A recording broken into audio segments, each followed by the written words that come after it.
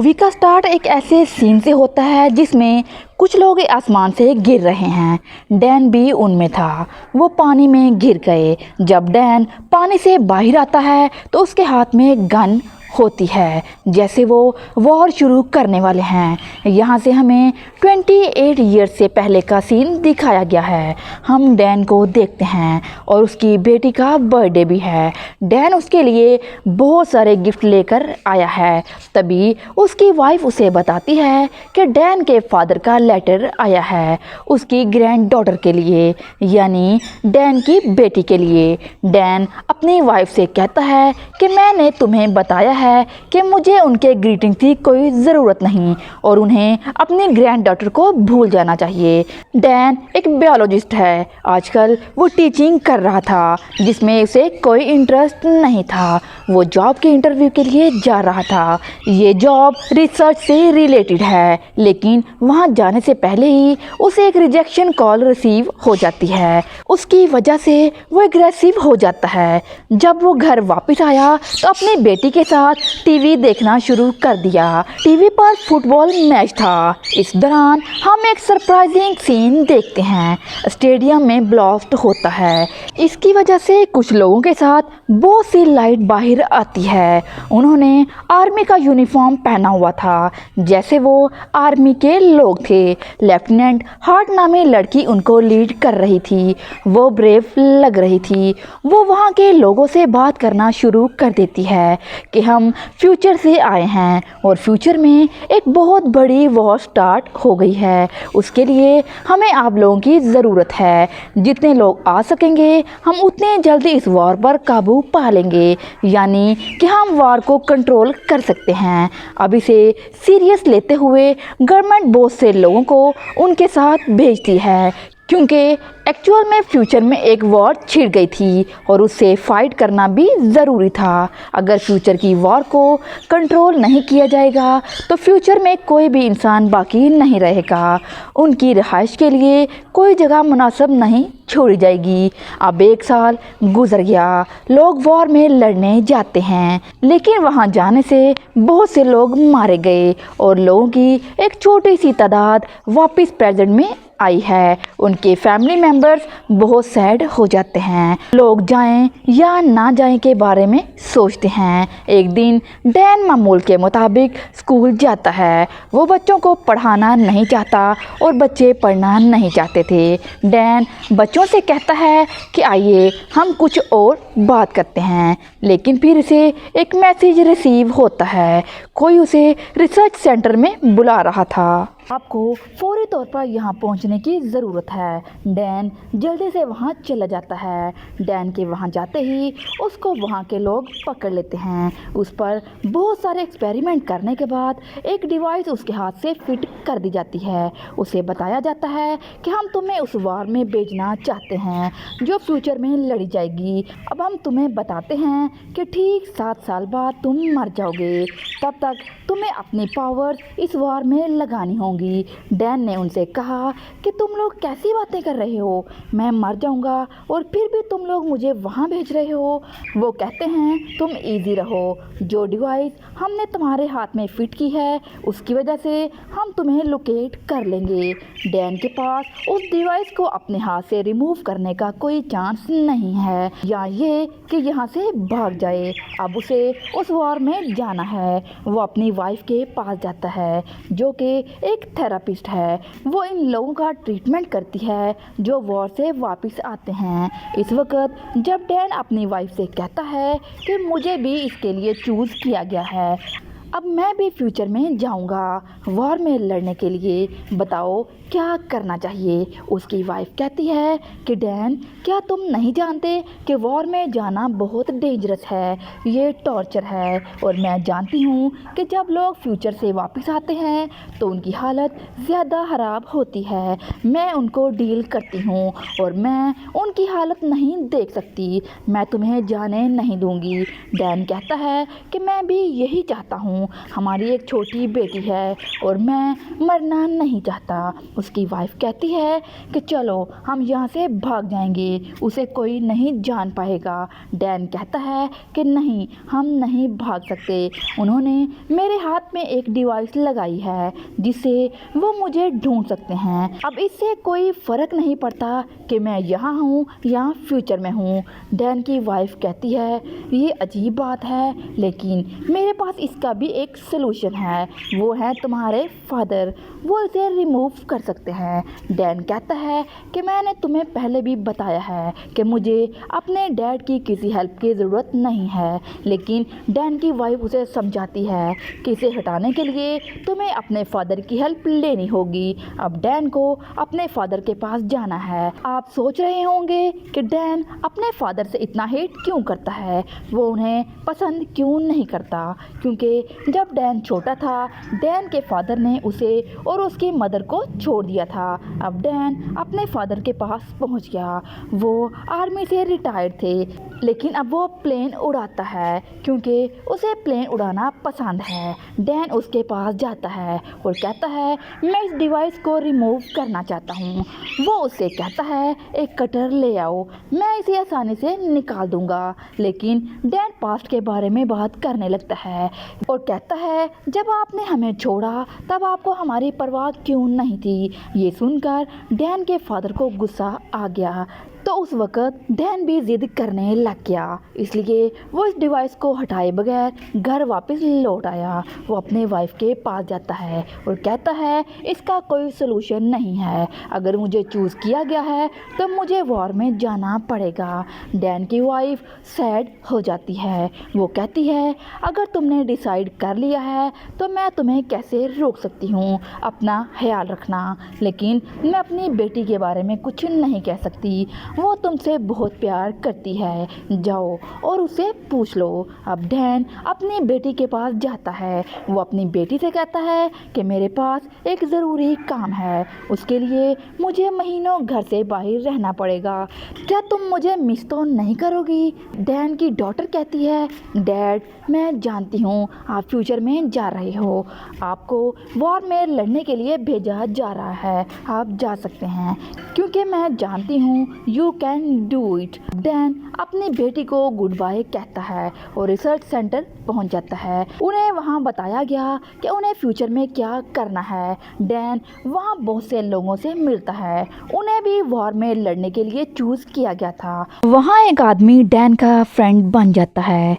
वो इससे कहता है कि क्या तुमने नोट किया कि हम लोग एज फेलो हैं। एक लड़की जो वहाँ बैठी थी इंटरेस्टिंग सवालात करती है। वो पूछती है कि अगर हमारे पास टाइम मशीन है फिर हम इस वक्त क्यों नहीं जाते जब ये जंग शुरू नहीं हुई थी, हम वहाँ जाकर उन्हें रोक सकते हैं, वो हमारी वर्ल्ड को नुकसान पहुँचाने वाले हैं। एक आदमी जो वहाँ बैठा था वो उसे बताता है कि हमारे पास जो टाइम मशीन है हम उसके साथ सिर्फ 30 साल बाद जा सकते हैं, उसका एक ही रास्ता है और हम इसे चेंज नहीं कर सकते, वरना हम एक बहुत बड़े प्रॉब्लम में फंस जाएंगे। यहाँ हम पर एक बात रिवील होती है कि जो लोग दुनिया को नुकसान पहुँचाएंगे वो इंसान नहीं बल्कि अजीब एलियंस हैं जो इंसानों पर अटैक करते हैं और उनको एलियन से लड़ने के लिए भेज रहे हैं। यहाँ इन्हें कुछ दिन ट्रेनिंग दी जाएगी। कुछ एक्साइटेड थे और कुछ उससे खौफज़दा थे।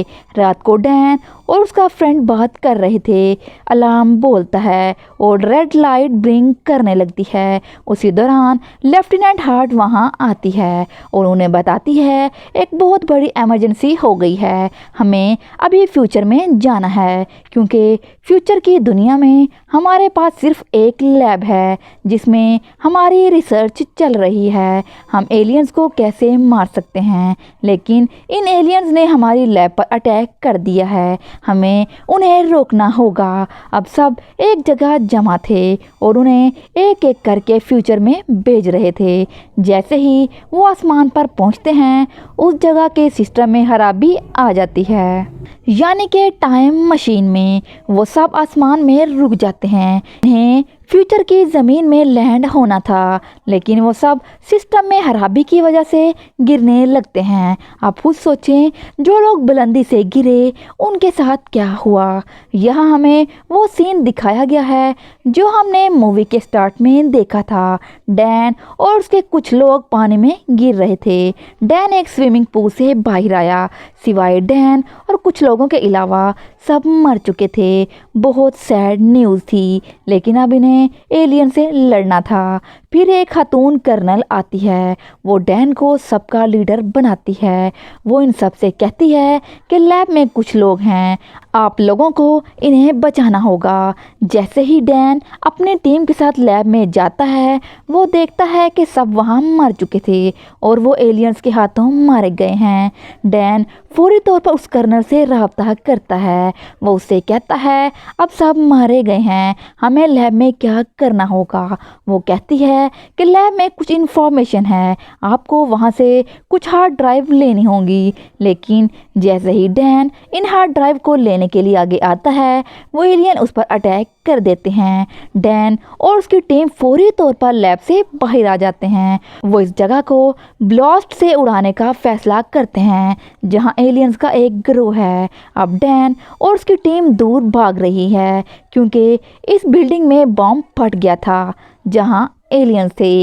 इसकी वजह से बिल्डिंग में मौजूद एलियंस हलाक हो गए, लेकिन इसके साथ ही डैन और उसकी टीम के मेंबर्स भी जख्मी हो गए थे। वो बेहोश थे। जब डैन जागा तो वो एक कैंप में था। वहाँ उसके जख्म भर गए।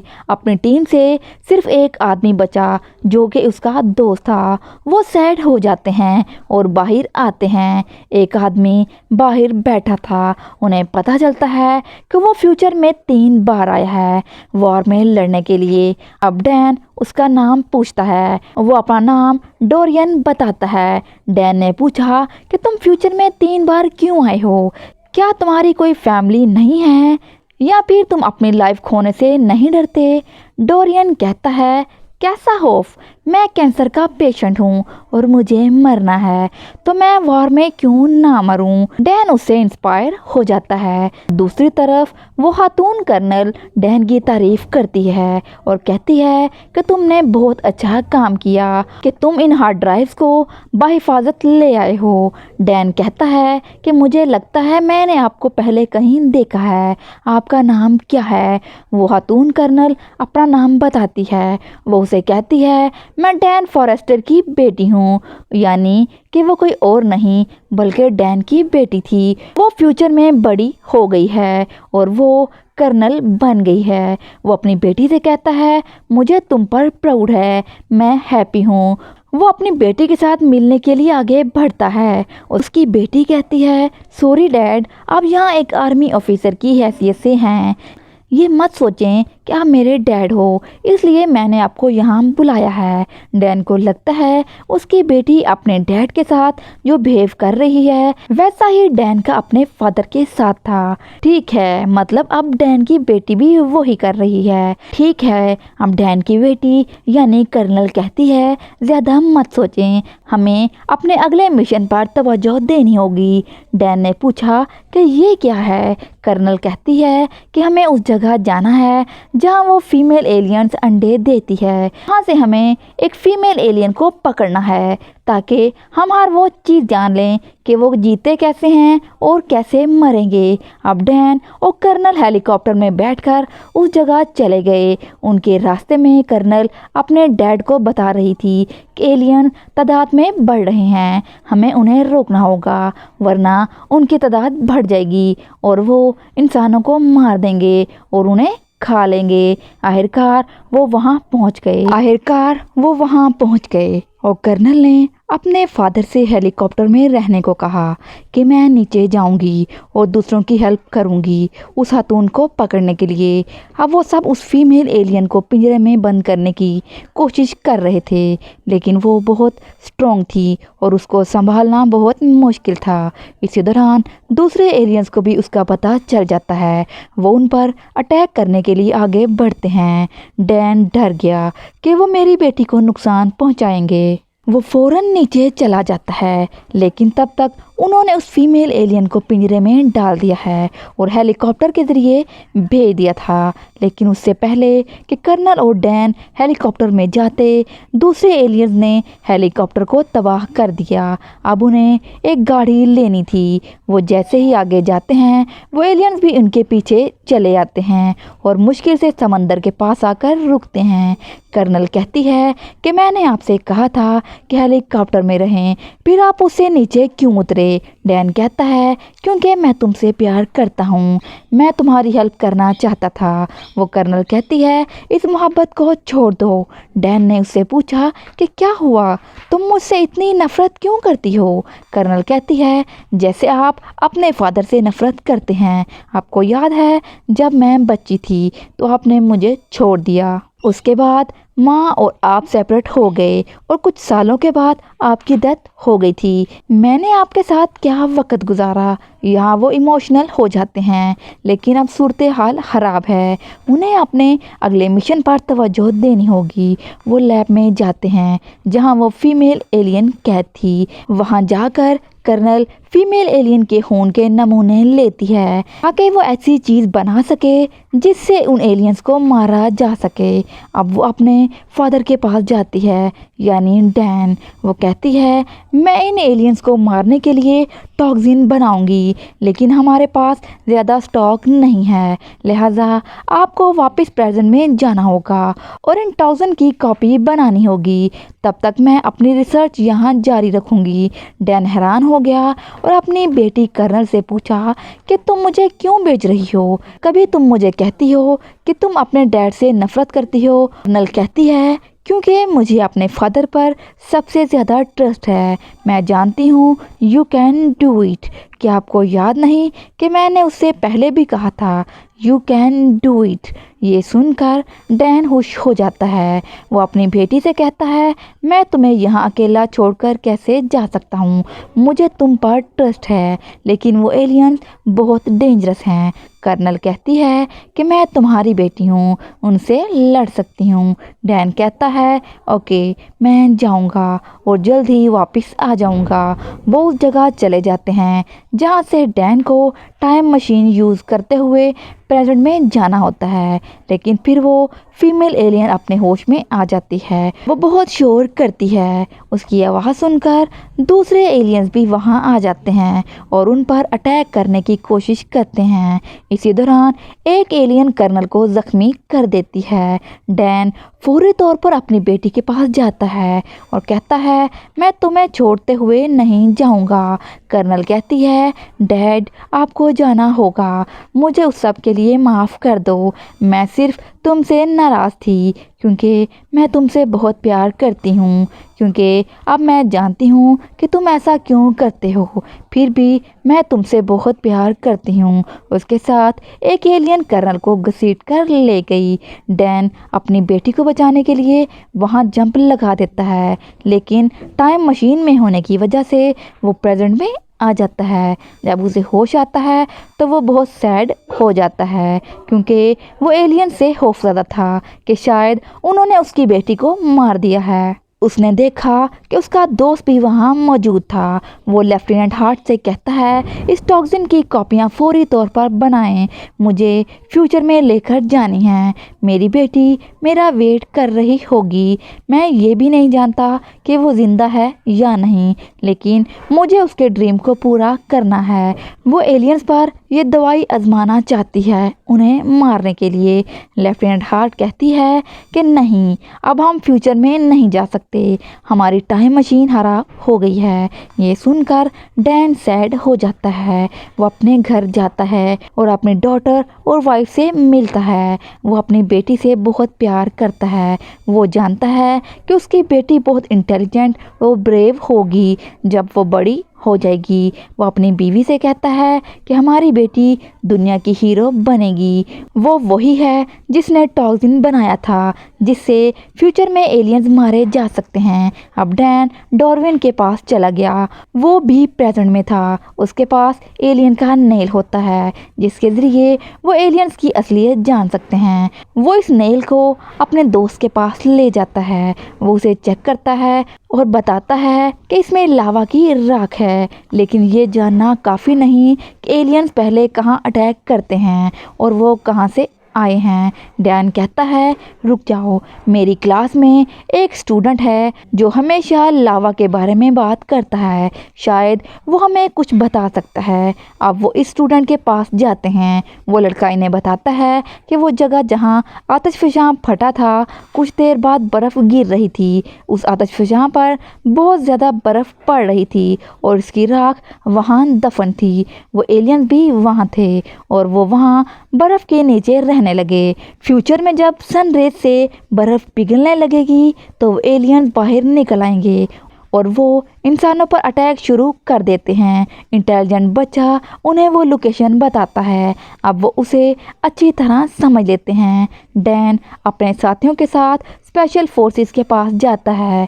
वो कहता है, हमें इन एलियंस को हटाने के लिए उस जगह जाना है। उस जगह का लीडर इनकार कर देता है, कहता है, हालात पहले से बहुत ज़्यादा ख़राब हैं, मैं आपको कोई एक्सपेरिमेंट करने नहीं दे सकता। डैन होपलेस हो जाता है, लेकिन फिर उसे याद आया कि उसके फादर को प्लेन उड़ाने का शौक है, उसके पास हेलीकॉप्टर होगा। डैन अपने फादर के पास जाता है। वो उसे बताता है उसकी ग्रैंड डॉटर कर्नल है, वो बहुत अच्छा काम कर रही है, लेकिन अब वो ख़तरे में है। एलियंस उसे अपने साथ ले गए हैं और अगर हम एलियंस को मार डालेंगे तो फ्यूचर में मेरी बेटी के लिए कोई खतरा नहीं होगा। अब चूँकि डैन के फादर अपने ग्रैंड डॉटर से बहुत प्यार करते हैं, इसलिए वो एग्री हो जाते हैं। वो उस जगह चले जाते हैं और लेफ्टिनेंट हार्ट भी उनके साथ आ जाती है। उसने उस टॉक्सिन की बहुत सी कापियाँ बना ली थी। उनकी टीम में बहुत से दूसरे मेंबर भी थे जो एलियंस को मार डालेंगे।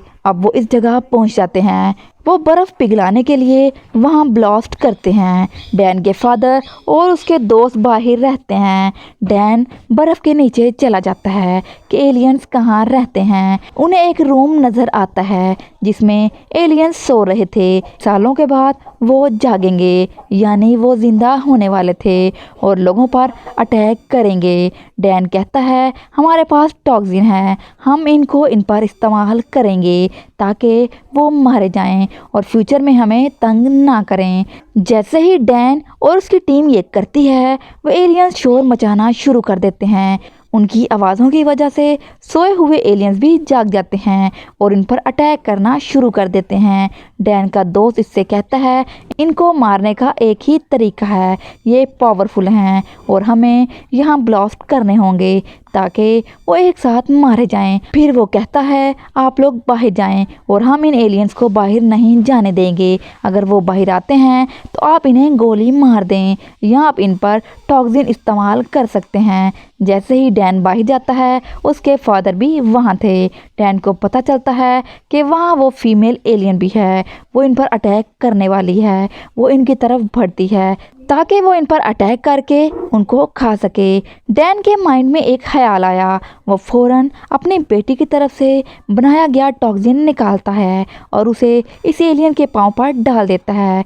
एलियन दर्द से घबराती है और उसका हाथ उसकी बॉडी से अलग हो जाता है क्योंकि उसका हाथ जल रहा था।